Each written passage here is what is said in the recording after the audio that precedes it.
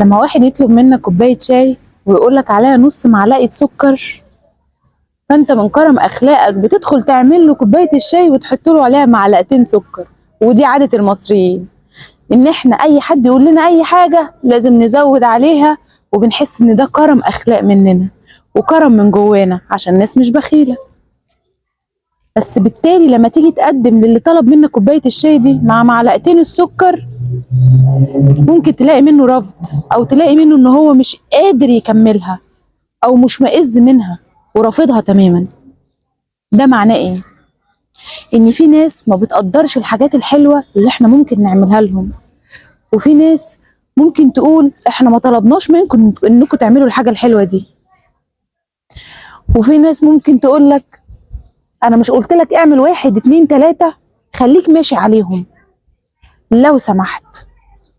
وفي ناس تانية تقدر الجمال اللي جواك وتقول ان مفيش منك، وانك بني ادم حساس، وانك حاسس بكل اللي حواليك وحاسس باللي قدامك قبل ما يتكلم، وعايز تديله ما تاخدش منه. الناس اطباع، وما تفكروش ان كل الوحش الناس كلها موجودة في حياتك وحشة، ولا كل الناس اللي موجودة في حياتك كويسة. وما تخلطش الكويس بالوحش، حاول تقدر اللي جوه حياتك عشان ما تندمش لو بقى براها. كل بني آدم لازم يعرف قيمة اللي موجود جوه حياته، عشان بيندم ندم كبير لما الحاجة دي تبقى في ايد غيره. يا ريت تفهموا كلامي صح.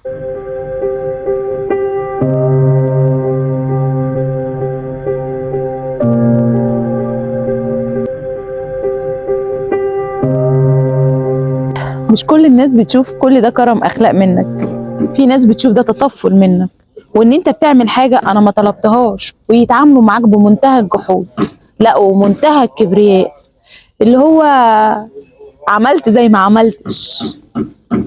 في حاجة حلوة دايما انا بمشي بيها، مبدأ حلو وده مريحني ومريح اللي قدامي، ان البني ادم اللي انا بكون بحبه قوي، اهل، صحاب، اي حد دخل حياتي، ما بشوفش اي حاجة بتطلع من جوايا ليه ان هو طلبها مني، او ان انا عملت لك حاجة حلوة.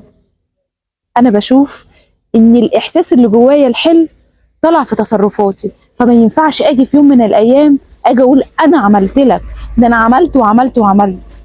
انا قلبي وحبي ليك هما اللي اتصرفوا، وما ينفعش اجي عاير بعدين.